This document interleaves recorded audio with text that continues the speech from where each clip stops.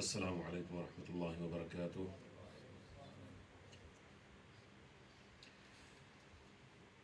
اس سے پہلے کہ آج کی اس مجلس کا آغاز کیا جائے، آپ حضرات سے گزارش ہے کہ ایک مرتبہ سورہ الحمد و 3 مرتبہ سورہ قل هو اللہ کی تلاوت کر کے مرحوم اور مغفور مولانا سید امیر حسین حسنی صاحب کی روح پر بخشنے کہ ان کا کل انتقال ہو گیا تھا، آج تدفین۔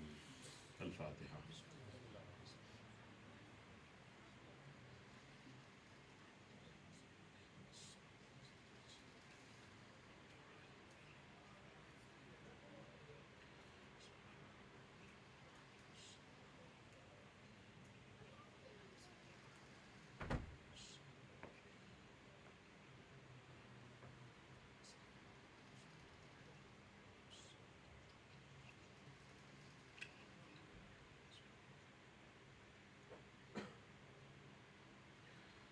پر محمد وآل محمد صلوات۔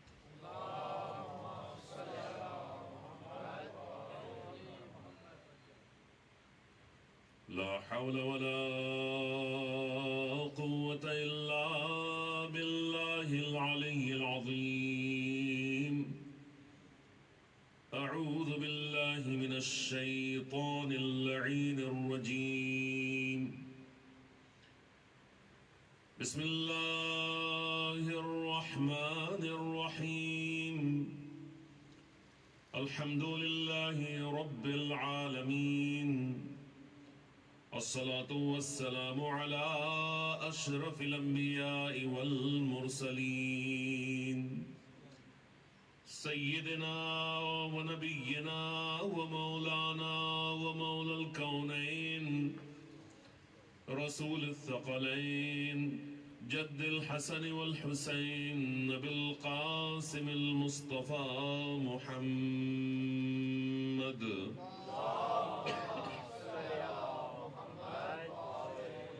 وآله الطيبين الطاهرين المعصومين المظلومين المكرمين المطهرين المنتجبين المنتخبين، والعاقبة للمتقين، والجنة للمطيعين، والنار للعاصين، واللعنة الدائمة الباقية على أعدائهم من الآن إلى قيام يوم الدين. أما بعد، فقد قال الله سبحانه تبارك وتعالى في محكم كتابه الكريم، وهو أصدق القائلين وقوله الحق. بسم الله الرحمن الرحيم. قل هذه سبيلي أدعو إلى الله على بصيرة أنا ومن اتبعني، وسبحان الله وما أنا من المشركين۔ صلوات على محمد وآل محمد۔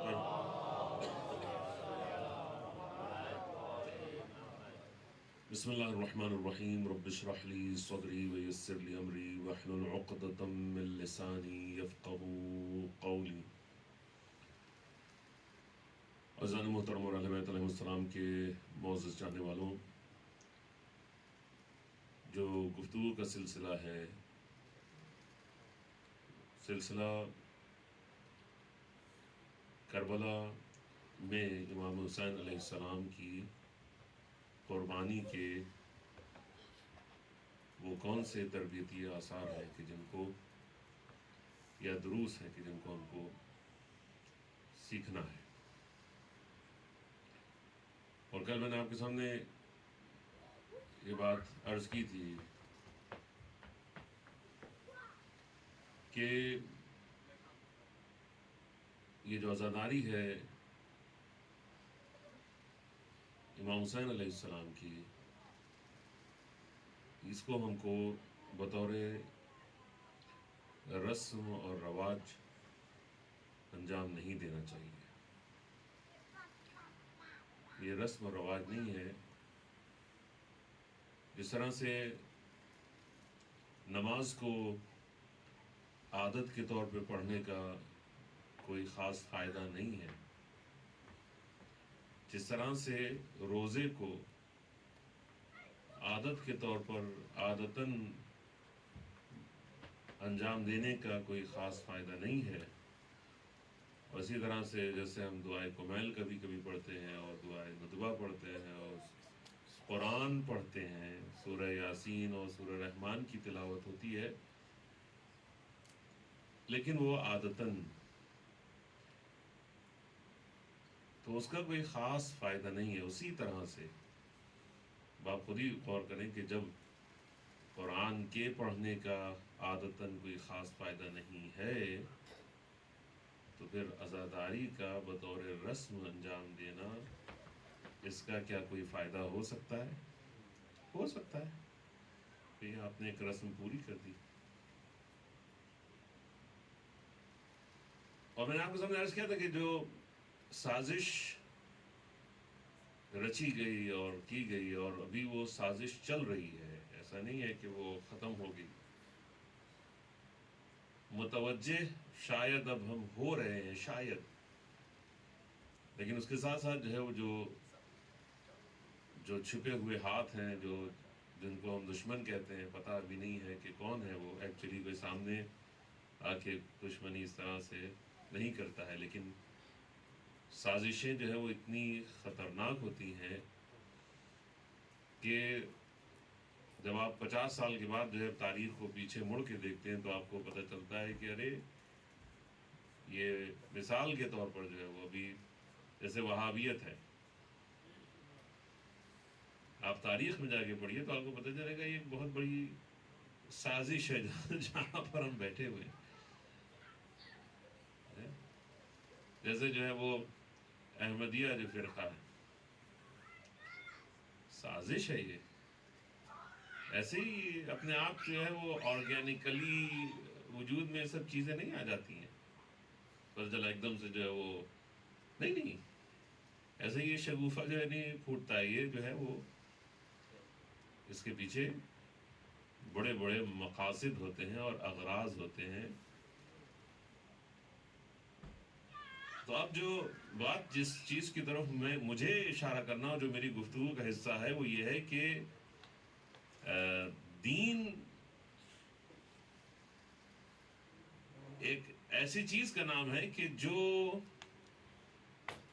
حالانکہ ویسٹ میں یہاں کے فلاسفرز اور اسکالرز نے اس کو کہا کہ یہ اوپیم ہے، افیم ہے، کیونکہ انہوں نے دین کو ایسے ہی استعمال کیا ہے۔ دین کو افیم کے طور پر ہی استعمال کیا انہوں نے، اور اس کے ذریعے سے دھوکہ دیا ہے۔ تو انہوں نے کہا کہ دین جو ہے وہ سلانے کا نام ہے، افیم ہے، قوموں کی افیم جو ہے وہ دین ہے۔ اس کا مطلب کیا ہے کہ آپ جو ہے اس کو افیم کو جب دے دیتے تو آدمی اپنے آپ کو کھو دیتا ہے، اس کو صحیح غلط سچ جھوٹ اچھا برا، کپڑے پہنے ہیں نہیں پہنے ہیں، سو رہا ہے جاگ رہا ہے، اس کو کسی بھی چیز کا پتہ نہیں ہوتا ہے، ہوتا ہے کہ نہیں ہوتا ہے۔ اور اگر جو ہے وہ دین خالی ایک نشے کا نام ہوتا تو خداوند عالم نماز کے سلسلے میں یہ نہیں کہتا کہ لا تقربوا الصلاۃ وانتم سکارا، اگر تم جو ہو وہ انٹاکسیکیٹڈ ہو، نشے میں ہو، اپنے آپے میں نہیں ہو، تو نماز کے قریب بھی نہ جاؤ۔ سمجھ رہے ہیں؟ اس کا مطلب کیا ہے کہ جو بھی چیز ہم کو نشے میں ڈالنا شروع کر دے، مزے میں ڈالنا شروع کر دے، تو وہ اپنے فائدے کو کھو چکی ہے، بلکہ وہ ایک طرح کا انٹاکسیکیشن، نشہ اور کوئی شاید غلط چیز ہو گئی ہے۔ میں بند الفاظ میں بہت بولوں گا تاکہ جو ہے لوگ اس کا غلط مطلب جو ہے وہ نہ نکالیں۔ گفتگو جو ہوتی ہے وہ عاقلوں کے لیے ہوتی ہے، اور عاقلوں کے لیے اشارہ کافی ہے۔ صلوات پڑھیں محمد و آل محمد پر۔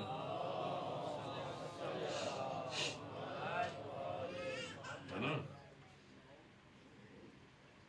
تو اب یہاں پر میرے پاس بہت سے الفاظ ہیں کہ جو ہم کو سمجھنا ہے. گفتگو اصل میں بصیرت کے اوپر ہے کہ سب سے پہلا، سب سے بڑا، سب سے امپورٹنٹ جو درس ہے وہ ہے بصیرت کا. کربلا میں بصیرت سب سے پہلی چیز جو ہے، ریکوائرمنٹ ہے، آپ یوں سمجھ لیجئے، بصیرت. میں آپ کے سامنے کئی چیزیں، کئی اصطلاحات پیش کرنا چاہتا ہوں. اصطلاحات ہیں، ٹرمینولوجیز. ایک ہے عقل، ایک ہے علم، ایک ہے بصیرت. اس کے ساتھ ساتھ طہارت اور نجاست. یہ چیزیں جو ہے نا، ہم کو لگتا ہے کہ ہم کو پتہ ہے، لیکن کبھی کبھی خالی ایسے ہی ہوتا ہے کہ ہم نے نام سنا ہوا ہوتا ہے لیکن ہم کو پتہ نہیں ہوتا ہے. تو اگر آپ قرآن کو پڑھیے گا تو قرآن کے مطابق جو ہے وہ خداوند عالم گفتگو ہی ان لوگوں سے کرتا ہے، یعنی بات ہی ان لوگوں سے کرتا ہے کہ جو عاقل ہے. خدا ان سے بات ہی نہیں کرتا ہے کہ جو بے وقوف ہیں یا مطلب بے عقلے ہیں، جو ناسمجھ ہیں. خدا ان سے بات نہیں کرتا ہے. یہ دین جو ہے وہ عاقلوں کے لیے ہے. جب ایک بچہ 15 سال کا، یعنی لڑکا 15 سال کا، یا اس کے اندر اور دوسرے آثار بلوغ جو ہیں وہ ظاہر ہو جاتے ہیں، گویا وہ اس کی عقل کی جو سمجھ ہے وہ اس سطح پر پہنچ جاتی ہے کہ جہاں پر خدا کہتا ہے کہ یہ اب کوالیفائی کرتا ہے نماز پڑھنے یا اور دوسرے اعمال کو انجام دینے کے لیے. اس سے پہلے جو ہے وہ ریکوائرمنٹ نہیں ہے. اگر 15 سال یا اور دوسرے آثار ظاہر ہو جائیں، اس کے باوجود بھی اس کے اندر صحیح اور غلط کی تمیز پیدا نہیں ہوئی ہے. اب میں آپ کے سامنے کیا عرض کروں کہ اگر وہ عاقلوں کے دائرے میں نہیں آتا ہے تو شریعت یہ کہتی ہے، خدا یہ کہتا ہے کہ اس سے ریکوائرمنٹ یہ نہیں ہے کہ یہ نماز پڑھے، اس سے ریکوائرمنٹ نہیں ہے کہ یہ روزہ رکھے، اس سے یہ ریکوائرمنٹ نہیں ہے کہ یہ حج کے اوپر جائے، اس سے یہ تمام ریکوائرمنٹ جو ہے وہ نہیں ہے، کیونکہ یہ دین ہی عاقلوں کے لیے ہے. صلوات پڑھیں محمد و آل محمد پر. آپ بات جو ہے وہ میری سمجھ رہے ہیں نا انشاءاللہ. بہت زیادہ فلسفیکل اور بہت لاجیکل میں مطلب کوشش کر رہا ہوں کہ سادے الفاظ میں آپ کے سامنے بیان کروں. یہ حالانکہ بڑی بڑی چیزیں ہیں. تو یہ دین کس کے لیے؟ عاقلوں کے لیے دین ہے. اور دین کی ابتدا ہی عقل سے ہوتی ہے. دین کی ابتدا کس سے ہوتی ہے؟ عقل سے ہوتی ہے. اگر آپ جا کے احادیث کی کتب جو ہیں وہ دیکھیں گے تو اس میں سب سے پہلا جو باب ہوگا، یعنی چیپٹر ہوگا، وہ عقل کا چیپٹر آپ کو نظر آئے گا. کیونکہ اگر عقل نہیں ہے تو انسان خدا تک پہنچ نہیں سکتا ہے، خدا کو سمجھ نہیں سکتا ہے. اللہ نے جو ہے وہ انسان کو جو اشرف المخلوقات بنایا ہے تو وہ اس کی عقل کی بنیاد پر بنایا ہے. اس کو عقل دی ہے. عقل ایک ٹول ہے، اور خدا کہتا ہے کہ یہ ٹول تم کو جو انٹلیکچوئل جو کیپیسٹی ہے تمہاری، یہ ایک دم جو ہے وہ منفرد ہے، الگ ہے، یونیک ہے. اللہ اکبر. تو اسی وجہ سے خدا نے خود یہ کہا ہے قرآن میں، لا اکراہ فی الدین. اس نے یہ کہہ دیا ہے کہ دین میں کوئی جو ہے وہ جبر نہیں ہے، زبردستی نہیں ہے. تم کو اپنی انٹیلیکٹ کا استعمال اگر آتا ہے اور اس کے ذریعے سے تم اگر دین تک کے نہیں پہنچ پا رہے ہو تو اٹس آل رائٹ. ہم تمہارے پیچھے زبردستی تلوار لے کے کھڑے نہیں ہوں گے کہ نہیں ماننا پڑے گا. تمہاری جب عقل میں اتنی سی بات نہیں گھس رہی ہے تو اس کے آگے والی باتیں کیسے گھسیں گی؟ صلوات پڑھیں محمد و آل محمد پر.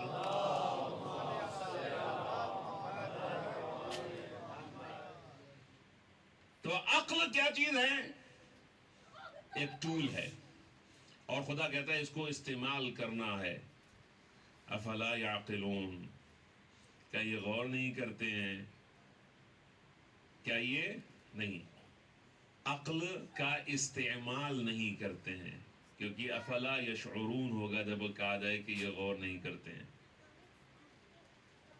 افلا یتدبرون کہا جائے گا، یہ تدبر نہیں کرتے ہیں.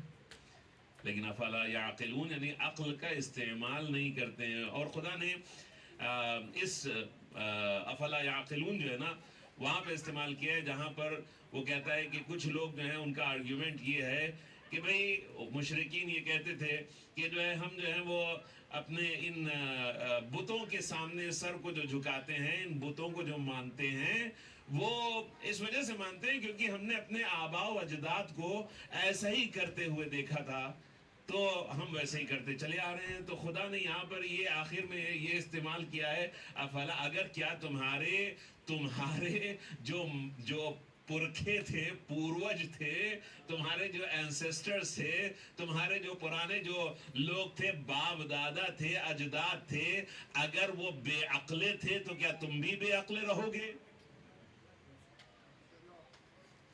قرآن نے یہ کہا ہے، قرآن یہ کہہ رہا ہے، ریکوائرمنٹ ہے عقل کا استعمال. چلیے عقل کا استعمال جو ہے وہ انسان نے کرنا شروع کر دیا. تو اب جو نیکسٹ سٹیج ہے وہ ہے علم. علم یعنی جاننا. علم یعنی جاننا، کسی چیز کو جاننا. تو کیا ہر عاقل جاننے والا ہوتا ہے، عالم ہوتا ہے؟ اگر ہم یہاں پر منیمائز کریں اس چیز کو تو میں بڑا خوش ہوں گا. سب آپ پڑھیں محمد و آل محمد پر.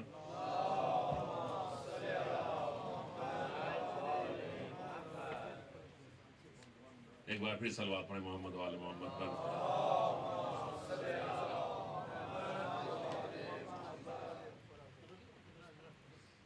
تو کیا ہر عاقل عالم ہوتا ہے؟ آپ بتائیں. ہر عاقل عالم نہیں ہوتا ہے. تو اب جو ہے وہ یہ ایک نیا نیکسٹ مرحلہ ہے. نیکسٹ سٹیج کیا ہے؟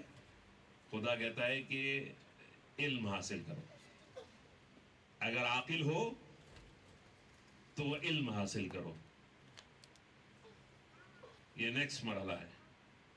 لیکن یہ بہت کریٹیکل مرحلہ ہے، بہت ہی کریٹیکل مرحلہ ہے. بنا علم کے عقل کبھی کبھی بیکار ہے. کبھی کبھی کیا آلموسٹ آپ کو بہت سی چیزیں ٹرکس وغیرہ تو سکھا سکتی ہے، لیکن وہ اس کا یوز جو ہے وہ علم کے حاصل کرنے میں خاص ہوتا ہے. خاص طور سے دقیق جو چیزیں ہوتی ہیں، جو سنجیدہ چیزیں ہوتی ہیں، سیریس چیزیں ہوتی ہیں، ذرا اس کے لیے عقل کا استعمال ہوتا ہے اس علم کو حاصل کرنے کے لیے. اور خدا نے علم کو بہت اہمیت دی ہے، بہت اہمیت دی ہے. خدا جو ہے وہ ساتھ ساتھ بار بار جو ہے کہتا ہے، قرآن سب سے بڑا تمغہ جو دیا ہے وہ کیا ہے؟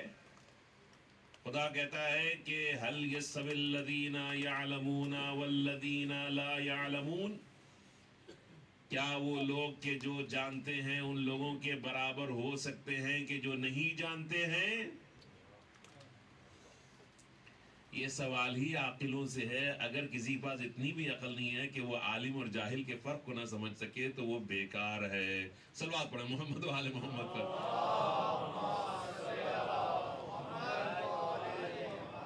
خدا کہہ رہا ہے کہ عالم و جاہل برابر نہیں ہے. تو اگر میں عالم اور جاہل کو برابر سمجھتا ہوں تو خدا کہتا ہے تم عاقل ہی نہیں ہو, بیکار ہو. تمہاری کوئی حیثیت نہیں ہے میرے نزدیک. تم عالم اور جاہل کو برابر ہی نہیں سمجھتے ہو, برابر سمجھتے ہو. خدا کہہ رہا ہے کہ برابر نہیں ہے, یہ دونوں برابر نہیں ہے. کیونکہ جو عالم ہوتے ہیں وہ نیکسٹ مرحلہ ہے. ایکچولی عقل کے بعد کا جو مرحلہ ہے وہ نیکسٹ مرحلہ علم کا ہے. بہت ضروری ہے. اور آج اگر میں اسی کے اوپر گفتگو کروں تو شاید آج کی مجلس اسی پر ہی میں بہت ایزیلی ختم کر سکتا ہوں. 20 منٹ تو آلموسٹ ہو چکے ہیں. تو بھائی یہ بتائیے کہ ہم امام حسین علیہ السلام کی مجلس میں شریک ہوتے ہیں. صلوات تو کبھی کبھی بھیج دیا کہ آپ لوگ بھائی. آج ہم نے جو ہے وہ آپ کو حدیث بھی سنائی تھی, تب بھی جو ہے وہ آپ کو یاد نہیں ہے کہ پھر سنا دیتا ہوں, بہت سے لوگ نہیں تھے.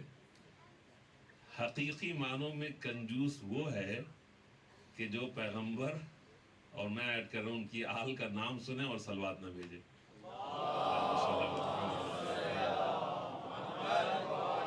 البخیل حقا. اگر میرا قول ہوتا تو آپ برا مان لیتے, کوئی بات نہیں تھی, لیکن پیغمبر نے کہا ہے تو مجھے نہ تو ڈر ہے نہ تو کوئی پرواہ ہے. اور میں نے ایک بات اور بھی کہی تھی کہ ہو سکتا ہے کہ پوری مجلس میں شاید ایک ہی دعا قبول ہو اور وہ بھی صلوات.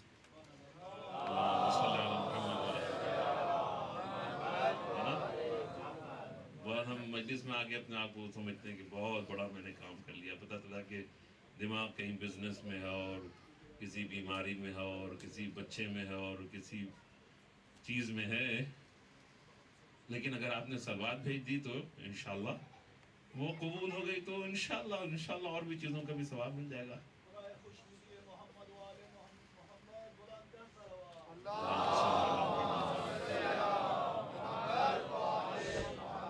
دیکھیے ہم کہاں پہ پہنچ گئے کہ اب ہم کو زبردستی آپ سے صلوات بھجوانا پڑ رہی ہے. یعنی اب ہم کہاں تک پہنچ گئے. دیکھیے بہت معذرت کے ساتھ میں کوئی کرٹیکل باتیں نہیں عرض کرنا چاہتا, لیکن وہ کہنا چاہتا ہوں کہ جو ہمارے لیے ضروری ہے.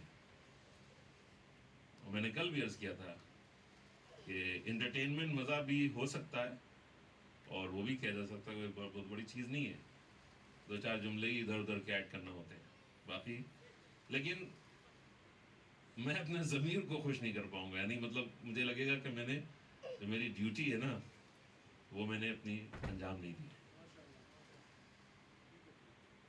تو سب سے پہلی ریکوائرمنٹ تو عقل ہے دین کے معاملے میں. نیکسٹ سٹیج جو ہے وہ علم ہے. لیکن افسوس کی بات یہ ہے کہ اب ہم ماڈرن جاہلیت کے دور میں زندگی گزار رہے ہیں. ماڈرن جاہلیت یعنی ہم جو ہے وہ مشرکین مکہ کو اور عربوں کو جو ہے وہ کنڈم کرتے ہیں. اس زمانے کے وہ جاہلیت کا زمانہ تھا. جاہلیت کے زمانے کا مطلب یہ نہیں تھا کہ ان کو پڑھنا نہیں آتا تھا یا ان کو لکھنا نہیں آتا تھا. بہت سے لوگوں کو ان میں پڑھنا بھی آتا تھا اور لکھنا بھی آتا تھا. جاہلیت کچھ اقدار کا نام ہے, یعنی کچھ ویلیوز کا نام ہے. اگر وہ ویلیوز کسی سوسائٹی میں پائی جاتی ہیں تو وہ چاہے جتنی پڑھی لکھی کیوں نہ ہو قوم, وہ جاہلیت کے زمانے میں دور میں زندگی گزار رہی ہے. اسی وجہ سے میں کہہ رہا ہوں ماڈرن جاہلیت کا زمانہ. تو اب جو ہے وہ علم جو ہے وہ دوسری ریکوائرمنٹ ہے. اور بغیر علم کے کچھ نہیں ہو سکتا. قرآن نے صاف صاف بہت سی جگہ پر جو ہے وہ، بھائی میں نے تو آپ کے سامنے کہا تھا کہ دین کی ابتدا ہی جو ہے وہ خدا کہتا ہے اقرا پڑھو، تو دین کی ابتدا ہی جو ہے وہاں سے ہو رہی ہے. اقرا بسم ربک الذی خلق، خلق الانسان من علق، اقرا وربک الاکرم الذی علم بالقلم، علم الانسان ما لم یعلم. ساری باتیں جو ہیں پڑھنے لکھنے علم، اسی کی باتیں ہو رہی ہیں، اور کوئی بات ہی نہیں ہو رہی ہے. اقرا پڑھو بسم ربک الذی خلق، اس رب کی کے نام کے اوپر، اسم کے اوپر کے ساتھ کہ جس نے خلق کیا. اس کے بعد جو ہے وہ اقرا وربک الاکرم، پھر کہا پڑھو، اور تمہارا رب جو ہے وہ اکرم ہے، کریم بھی نہیں، اکرم، سپرلیٹو ڈگری.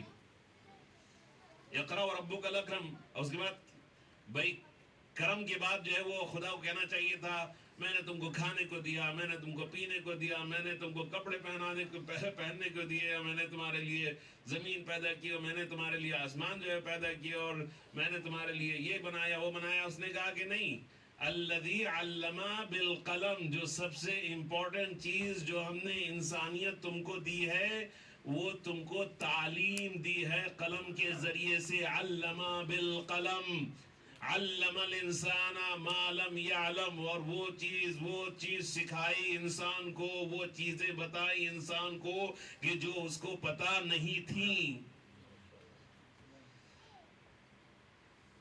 تو بھائی دین کی ابتدائی علم سے ہو رہی ہے بھائی. اب میں کیسے کہوں کہ کیسے ممکن ہے کہ ایک امام کے چاہنے والے کے کردار میں علم نہیں ہے؟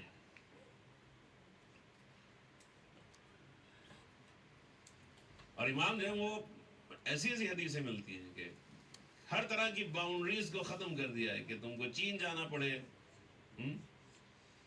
اطلب العلم ولو بالصین، چاہے چین جانا پڑے تم کو، مطلب کہیں پہ بھی جانا پڑے تم کو علم حاصل کرنے کے لیے.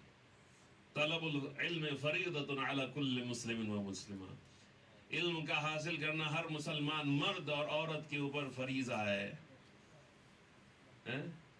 اطلب العلم من المہد الی اللحد، کریڈل سے یعنی جھولے سے لے کے قبر تک علم کو حاصل کرو. لگتا ہے مجھے تو لگتا ہے کہ سب چیزیں ہم جو ہیں وہ فنی سمجھتے ہیں کہ یہ کوئی فنی باتیں ہو رہی ہیں کہ جو پیغمبر نے کہی جس کا کوئی مطلب ہی نہیں ہے. اس کا کوئی مطلب ہی نہیں ہے، یا اس کا کوئی مطلب ہے؟ امام فرماتے ہیں کہ مجھے کوڑے مار مار کے جو ہے اگر اپنے شیعوں کو یا اپنے چاہنے والوں کو علم سکھانا پڑے تو وہ میں کروں. کہا کہ دریاؤں میں گھس جاؤ علم کو حاصل کرنے کے لیے، خلاؤں میں چلے جاؤ علم حاصل کرنے کے لیے. اللہ محترم، اب یہ ہم یہ کہیں کہ ہماری قوم جو ہے وہ، ہم مسلمانوں کی بات کر رہے ہیں، خالی اپنی بات یہاں کے لوگوں کی نہیں کر رہے ہیں. مسلمانوں نے جو ہے وہ علم کے دامن کو پوری طرح سے چھوڑ دیا. جب انہوں نے علم کے دامن کو چھوڑا یا سازش کے تحت چھوڑا دیا گیا، پتہ نہیں، I don't know really, but now that we know، اب اگر ان کو پتا ہے تو بھائی پاکستان میں لوگوں نے، پاکستان کے لوگوں کو علم حاصل کرنے سے کس نے روکا ہے بھائی؟ ہر چیز کو ہم امریکہ اور فلاں اس نے کر دیا وہ کر دیا. بھائی ابھی کس نے روکا بھائی؟ کیوں نہیں ہم کتابیں پڑھتے ہیں؟ کیوں نہیں پڑھتے بھائی؟ یقین مانی اتنے پیسے خرچہ کرتے ہیں رسم و رواج کے اوپر، بہت معافی چاہتا ہوں میں، اب یہ کڑوی کڑوی باتیں ہیں لیکن کہنا بھی ضروری ہے. اتنے پیسے رسم و رواج کے اوپر خرچہ ہوتے ہیں، شادی ہوگی تو کروڑوں میں ہوگی، اور برتھ ڈے ہوگی تو کروڑوں میں ہوگی، اور فلاں ہوگی تو کروڑوں میں ہوگی، اور یہی سب باتیں ہیں. اب جو بقرعید کا جو بکرا آئے گا تو وہ 50 لاکھ کا ہوگا بکرا. بھائی حد ختم کی ہوئی ہے، حد ختم کی ہوئی ہے. اور میں ہر تقریباً عشرے میں یہ بات ضرور چھیڑتا ہوں کہ جب قرآن پڑھانے کی بات آ جائے تو پھر 10 پاؤنڈ بھی بہت زیادہ لگتے ہیں کہ یہ مولوی 10 پاؤنڈ کیوں لیتا ہے. بھیا میں اب کیا بولوں. امام حسین علیہ السلام تو سورہ الحمد کے بدلے میں پورا منہ جو ہے وہ موتیوں سے بھر دے رہے ہیں معلم قرآن کا، اور ہم جو ہے وہ ایک برگر بھی اچھا والا جو ہے آپ جا کے 10 پاؤنڈ کا جو ہے نہیں ملتا ہے. بہرحال میں بتا رہا ہوں کہ علم جو ہے ہم نے علم کو بھلا دیا ہے، خود بھی بھولے ہوئے ہیں. اور اس کے بعد پھر بھائی جس کو اب میں کیا بولوں بھائی، علم جو ہے وہ چیز ہے کہ جو انسان کو انسان بناتی ہے. علم وہ چیز ہے کہ جو انسان کو تربیت کا سلیقہ بھی سکھا سکتی ہے کہ کس طرح سے سکھانا ہے. ہماری نسلیں جو ہیں آئندہ کی وہ ہماری باتوں سے چیزیں نہیں سیکھتی ہیں اتنی جتنے ہمارے عمل سے سیکھتی ہیں.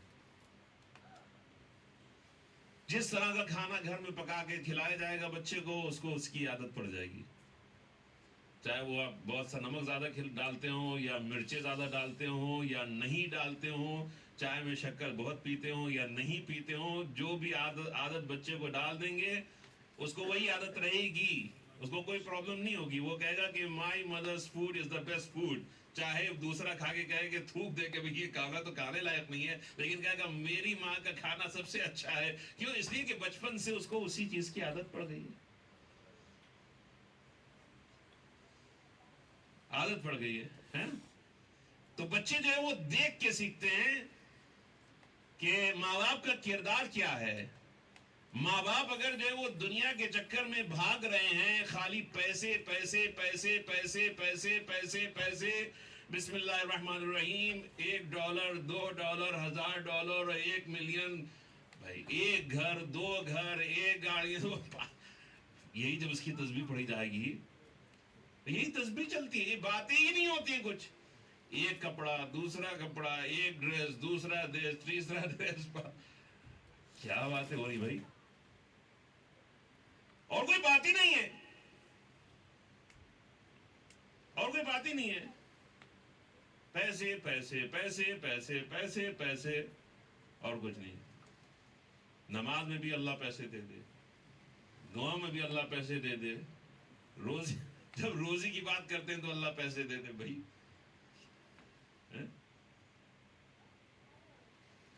اور ہمیشہ روتے رہتے ہیں، ہائے پیسے وائے پیسے، ہائے پیسے واہ ویلا. اب اس بچے سے کہیے بھیا کتاب اٹھا کے کچھ پڑھ لو تو وہ کہے گا کہ یہ کیسی بات، آپ تو ہمیشہ جو ہے وہ پیسے پیسے کرتے رہتے ہیں، اور جو آپ مجھ سے کہہ رہے ہیں کہ علم حاصل کرو، یہ تو اس کا مطلب یہ ہے کہ یہ تو غلط بات ہو گئی، یہ تو بے وقوفی والی بات ہو گئی. توجہ کے طالب ہو، سمجھ رہے ہیں میری بات کو انشاءاللہ. تو اس کا مطلب کیا ہے؟ اس کا مطلب یہ ہے کہ اگر ہم چاہتے ہیں کہ ہماری نسلیں، ہماری اولادیں، ہمارے بچے علم حاصل کریں تو اس کی ابتدا ہم کو خود کرنا ہوگی. اس کا کہنے کا مطلب یہ ہے، یہ نہیں ہے کہ میں کوئی کسی کو کرٹیسائز کر رہا ہوں. اگر میں چاہتا ہوں کہ میرے بچے مثال کے طور پر نماز پڑھیں تو پہلے مجھے خود پڑھنا شروع کرنا پڑے گی. اگر میں چاہتا ہوں، کیونکہ میں آپ کا ریزیڈنٹ عالم بھی اس وجہ سے میں کہہ رہا ہوں، اگر میں چاہتا ہوں میرے بچے مسجد امام باڑے میں آئیں، دعاؤں میں شریک ہوں، پروگرامز میں شریک ہوں، تو پہلے مجھے خود کرنا پڑے گا بھائی، خود کرنا پڑے گا. یہ اپنے آپ نہیں ہو جاتا ہے بھائی. جس طرح سے آپ نے جب بچہ آپ کا اس دنیا میں آیا تو آپ نے اس کی محبت میں نہ جانے کیا کیا کر ڈالا، اس کے لیے آپ نے اس کا پھر جو ہے وہ اسکول میں داخلہ کروایا اور روز لے جاتے ہیں، چھوڑ کے آتے ہیں، واپس جو ہے وہ دوبارہ لینے جاتے ہیں، چھوڑ کے آتے ہیں، لینے جاتے ہیں، چھوڑ کے آتے ہیں. لوگوں کی آدھی زندگی اسی میں گزر جاتی ہے. میں نے بھی یہی زندگی گزاری ہے. کوئی پیدل چلا جا رہا ہے، کوئی گاڑی پہ چلا جا رہا ہے، کوئی رش آور میں جو ہے وہ اٹکا ہوا ہے. کہاں جا رہے ہیں بھائی؟ بچوں کو پک اپ کرنے جا رہے ہیں. بھائی علم حاصل کرنے کا آپ نے جو وہ اس کو اہمیت دی نا، امپورٹنس دی ہے نا، کہ وہ میرا بچہ اسکول جا رہا ہے، میرا بچہ پرائیویٹ اسکول میں جا رہا ہے. بھی 1000 پاؤنڈ، 1500 پاؤنڈ، 2000 پاؤنڈ میں فیس دیتا ہوں. کس لیے؟ میرا بچہ وہاں پہ اچھے اسکول میں جا رہا ہے تو وہ جو ہے وہ آگے بڑھ کے جو ہے وہ ترقی کرے گا. یہ اچھے اسکولز نہیں ہیں، گورنمنٹ کے اسکولز کے اندر جو ہے وہ یہ نہیں ہے، وہ نہیں ہے، فلاں نہیں ہے. اور آپ جو ہے 2000 2500 پاؤنڈ جو ہے مہینے کے اس کے اوپر خرچہ کرنے کے لیے تیار ہیں وداؤٹ فیلنگ اینی تھنگ. ہم کہیں کہ بچہ میرا مسجد نہیں جاتا ہے، تو بھیا خود پیدل چل کے تھوڑی نہ جائے گا بچہ.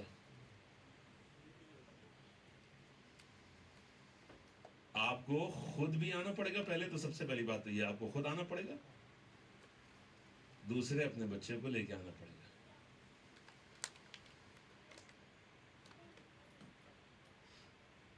ہم تو پتہ نہیں نہ جانے کون کون سی اسکول کی الٹی سیدھی شرطیں یہاں کے سسٹم کی مان لیتے ہیں کہ میرا بچہ کسی طرح سے داخلہ مل جائے اس اسکول میں. یہاں پر اویلیبل ہے اپورچونٹی، پورا فل خالی پڑا ہوا ہے، فرشتے ہی فرشتے ہیں. مومنین نظر ہی نہیں آتے، صرف فرشتے نظر آتے ہیں. 5 کوئی آ گئے، 10 دن 10 15 آ گئے تو مجھے بھی تعجب لگتا ہے کہ آج کوئی اسپیشل چیز ہے کہ 15 20 لوگ کیسے ہو گئے بھائی؟ اتنے زیادہ مومن کیسے آ گئے بھائی؟ کوئی خواب تو نہیں ہے گیا؟ غلطی تو نہیں ہو گئی کوئی؟ ہم اس کو بیکار سمجھتے ہیں. معاف کیجیے گا، دس is our attitude. This is our attitude honestly. اگر نہ کہتے ہوں تو وہ یہ وہ نہیں ہے کہ نہ کہنے کی وجہ سے ایسا نہیں ہے. ہمارا ایٹیٹیوڈ یہ ہے،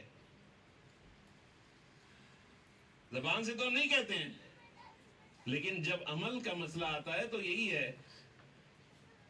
ابھی کوئی فٹ بال میچ جو ہے وہ مجلس سے ٹکرا جائے، دیکھیے اللہ اکبر. اب امام حسین علیہ السلام کربلا میں انتظار کریں گے، ہم پہلے میچ کو دیکھیں گے، اس کے بعد جو ہے وہ جب موقع ہوگا تو آن لائن یا کہیں سے سن لیں گے یا نیکسٹ ڈے سن لیں گے. وہ تو میچ کین ناٹ ویٹ، مجلس can wait. This is our attitude. تو بھائی اگر علم حاصل نہیں ہو رہا ہے بچوں کو تو اس میں غلطی کس کی ہے بھائی؟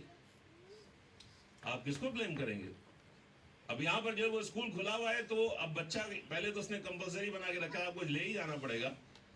لیکن اگر یہاں پر بھی کوئی نہیں پڑھ رہا ہے تو پھر آپ جا کے کہیں گے گورنمنٹ نے جو ہے وہ اس کو پرووائڈ نہیں کیا تھا اور میں جا نہیں سکتا تھا اور میں فلاں تھا اور یہ تھا وہ تھا. بھائی سب کچھ جو ہے وہ مہیا تھا، آپ اپنے بچے کو لے کے نہیں گئے. اسی طرح سے یہ امام باڑہ اور مسجد ہے، امام بارگاہ اور مسجد ہے کہ اگر تمام چیزیں مہیا ہونے کے باوجود بھی اگر میرا بچہ دین کو نہیں جانتا ہے، نہیں سمجھتا ہے، تو اس میں غلطی مسجد، امام بارگاہ، کمیٹی، مولانا کی نہیں ہے، یہ ہماری غلطی ہے. دوسرے کو بلیم کرنا بند کریں پلیز.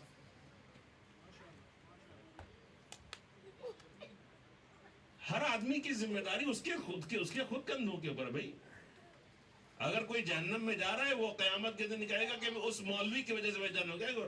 خدا کہے گا ولا تزر وازر، تو ہر آدمی کو اپنا بوجھ خود اٹھانا ہے. اگر وہ نہیں بتا رہا تھا تو تم دوسری جگہ پہ چلے جاتے، تمہارا فرض تھا. اگر تم بھوکے ہو، مثال کے طور پر کسی نے کھانا تم کو نہیں دیا تو کہو گے اس کی وجہ سے میں بھوکا، اس نے مجھے کھانا نہیں. تم دوسری جگہ چلے جاؤ گے، لڑائی کر لو گے، مار لو گے، مجھے کھانا مل جائے کسی طرح سے. ہوتا ہے کہ نہیں ہوتا ہے؟ تو آج کی بحث جو ہے وہ علم کے اوپر ہی ختم کر دی میں نے. عقل، علم نیکسٹ اسٹیج جو ہے وہ بصیرت ہے. حالانکہ علم کا بھی چیپٹر ابھی کچھ پورا ہی نہیں ہوا آنیسٹلی, کیونکہ علم کافی نہیں ہے. یہ آپ کو بتا دوں, علم کا ہونا کافی نہیں ہے کہ مجھے 10 مسئلے پتہ چل گیا تو میں بہت بڑا جو ہے وہ پتہ چلا دیندار بن گیا. ایسا کچھ نہیں ہے. اس کی مثال میں انشاءاللہ کل آپ سامنے عرض کروں گا. پھر اس کے بعد کا مرحلہ جو ہے وہ کیا ہے, وہ بصیرت کا آتا ہے.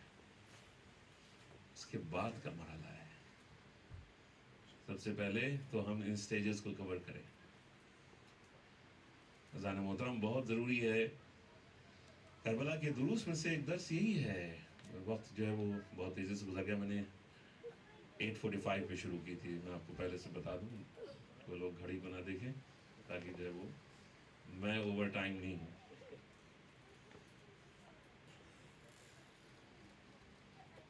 بس اس وجہ سے آپ دیکھیے کہ قرآن نے بھی یہ ڈسٹنکشن جو وہ کیا ہے, فمن حاجک من بعد العلم. قرآن نے جو ہے وہ کہا ہے, مباہلہ اسی وجہ سے ہوا تھا. ان کے پاس علم تو آ گیا تھا لیکن پھر بھی وہ کٹ حجتی کر رہے تھے. تو انشاءاللہ وہ نیکسٹ مرحلہ ہے. میں آپ کے سامنے کل کوشش کروں گا عرض کرنے کی. بس بات کو میں نے ختم کر دیا. جو رسم ہے اس کے مطابق اصحاب امام حسین علیہ السلام میں سے کسی کا تذکرہ کیا جائے.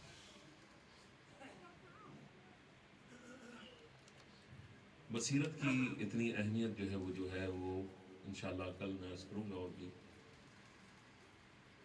کہ جب بصیرت پیدا ہو جاتی ہے انسان کے دل میں تو وہ اس کو ایک دم تبدیل کر دیتی ہے. اور حر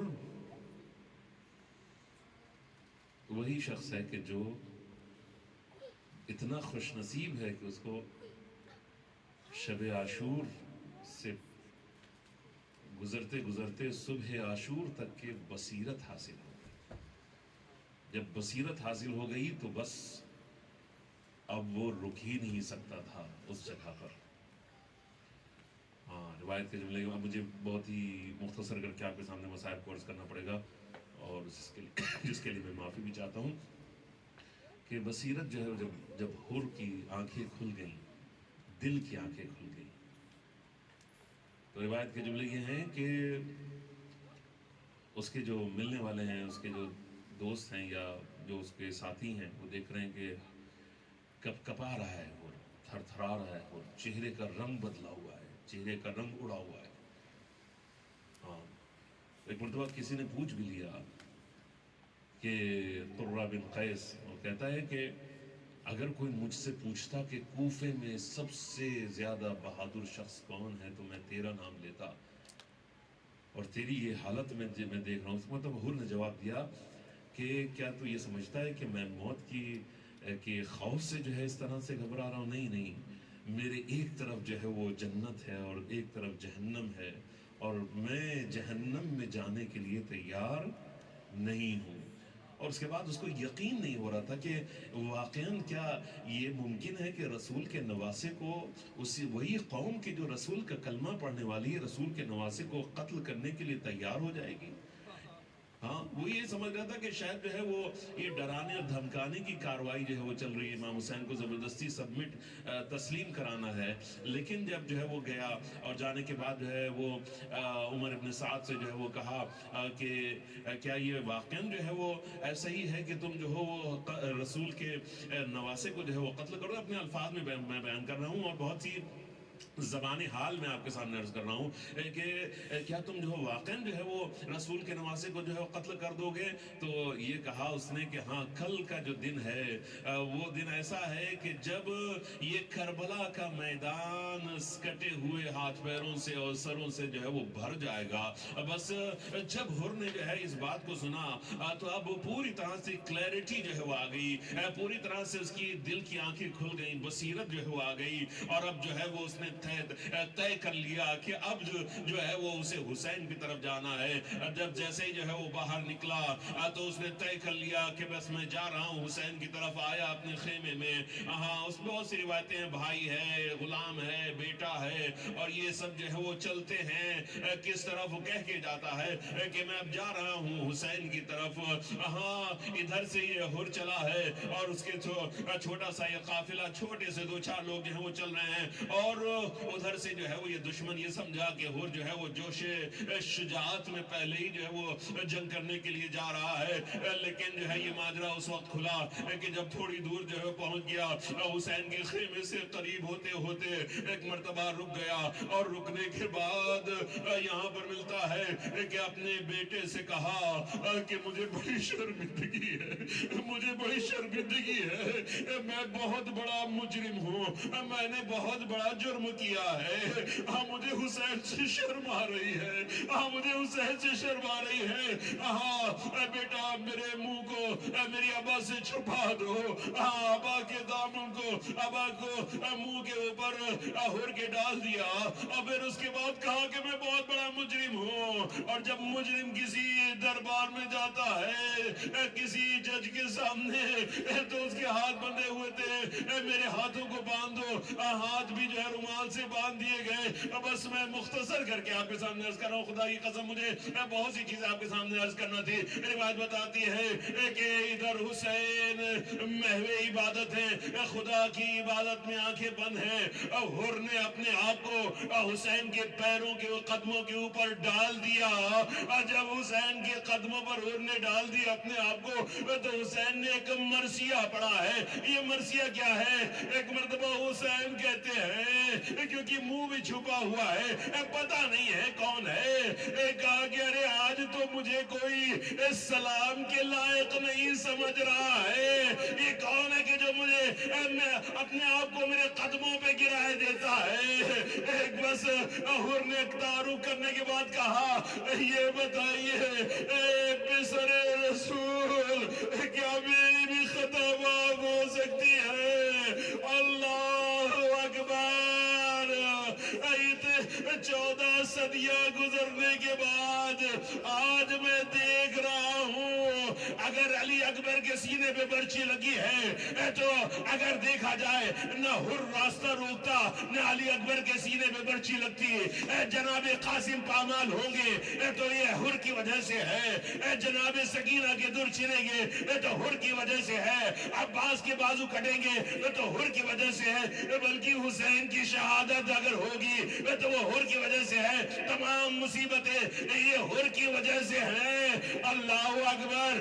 لیکن یہ حسین کی شان کریمی ہے کہ ایک بھی انسان بصیرت کے ساتھ حسین کی طرف آ جائے تو چاہے وہ شخص کیوں نہ ہو, کہ جو ہر ہو کے جس نے راستوں پر پابندیاں لگا دی تھی, گرفتار کرنے کی کوشش کی تھی حسین کو. ایک مرتبہ حسین نے ہر کو اٹھایا, کہا کہ میں نے بھی معاف کیا, میرے خدا نے بھی معاف کیا. اور اس کے بعد گلے سے لگا کے حسین رونے لگے, آنسو بہنے لگے. ایک مرتبہ ہر بھی رو رہا ہے, حسین بھی رو رہے ہیں. ہاں یہ تو سمجھ میں آتا ہے کہ ہر نے خطا کی ہے, ہر نے اتنا بڑا جرم کیا ہے تو رونا لازمی ہے. لیکن ایک مرتبہ پوچھتا ہے, اے فرزند رسول یہ بتائیے کہ میں تو اس وجہ سے رو رہا ہوں, میں نے اتنا بڑا جرم کیا ہے, لیکن آپ کیوں گریا کر رہے ہیں؟ یہاں پر عجیب مرثیہ ہے, یہ حسین کریم ہے. ایک آگے ہمارا اصول یہ ہے کہ ہم اپنے مہمانوں کی پذیرائی کرتے ہیں, لیکن حسین اتنا مظلوم ہے کہ ہر کو تھوڑا سا پانی بھی نہیں پلا سکتا. بس ایک مرتبہ وہ وقت بھی آیا کہ اب حسین اب جو ہے وہ ہر کہتا ہے, آقا حسین میں یہ چاہتا ہوں کہ میں تو خود قربان ہوں گا ہی, لیکن میں چاہتا ہوں کہ اس سے پہلے میرا بیٹا میری نظروں کے سامنے اپنی جان کو آپ کے اوپر سے قربان کرے. ایک مرتبہ حسین نے منع کیا، کہا کہ ممکن نہیں ہے، یہ ممکن نہیں ہے کہ میں تم کو اس طرح کی اجازت دوں، لیکن بہت اصرار بڑھا، کہا کہ آقا حسین، آقا حسین، میں اس وقت تک کہ یہ نہیں سمجھوں گا کہ آپ نے مجھے معاف کیا جب تک کہ آپ اجازت نہیں دیں گے۔ کہا کہ ایک مرتبہ حسین خاموش ہو گئے۔ بس روایت کے جملے یہ ہے، حسین بن نمیر کہتا ہے کہ جب ہور کا بیٹا جنگ کے لیے میدان میں آیا ہے، یہ سیر و سیراب بھی ہے، علی اکبر کے جیسے یہ پیاسا نہیں ہے، ابھی ابھی آیا ہے، سیر و سیراب ہے، آیا جنگ کر رہا ہے، لیکن بڑے عجیب طریقے سے بہادری کے ساتھ جنگ کر رہا ہے۔ لیکن کہتا ہے کہ میں نے ہور کے چہرے کے اوپر نگاہ کی، میں دیکھتا ہوں کہ ہور کا چہرہ ایک رنگ آ رہا ہے، ایک رنگ جا رہا ہے۔ عام طور سے ہوتا یہ ہے کہ اگر کسی کا کوئی بیٹا کوئی بہت اچھا کام انجام دے، بہت بڑی کوئی کاوش انجام دے، تو اس کو بڑا اچھا لگتا ہے، بڑی شان محسوس ہوتی ہے۔ لیکن ہور کے چہرے کے اوپر ایک رنگ آ رہا تھا، ایک رنگ جا رہا تھا۔ لیکن ایک وقت آیا کہ جب بیٹے نے آواز دی اور زمین کربلا کی طرف جب گرا ہے بیٹا، تب ہور کے چہرے کے اوپر رونق واپس آ گئی۔ وہ کہتا ہے کہ میں سمجھ گیا کہ ہور اس بات سے ڈر رہا تھا کہ کہیں ایسا نہ ہو کہ بیٹا جوان ہے، کہیں پلٹ نہ جائے تو حسین کے سامنے اب جو سر جھکے گا تو کبھی نہیں اٹھ سکتا۔ بس باپ تھا، دوڑتا ہوا آگے بڑھا، چاہتا یہ ہے کہ بیٹے کے سر کو اپنے زانوں پر رکھے، لیکن اس سے پہلے حسین پہنچے اور کے بیٹے کے سر کو زانوں پر رکھا۔ بیٹے نے ہچکی لی اور آگے بڑھ کے بیٹے کے جنازے کو خود اٹھانا چاہتا ہے۔ حسین نے اور کے سینے پہ ہاتھ رکھ کے دھکیل دیا، کہا کہ کوئی باپ اپنے بیٹے کے جنازے کو نہیں اٹھا سکتا۔ میں بس ہاتھ جوڑ کے کہوں گا، اے میرے مولا، آپ نے یہ بات کہہ تو دی، لیکن ہائے علی اکبر، جب علی اکبر آواز دیں گے، علی اکبر کے جنازے کو جب اٹھانا چاہیں گے تو پھر علی اکبر کا جنازہ حسین اٹھا نہ سکے۔ اللہ لعنت اللہ علی القوم الظالمین وسيعلم الذین ظلموا أي منقلب ينقلبون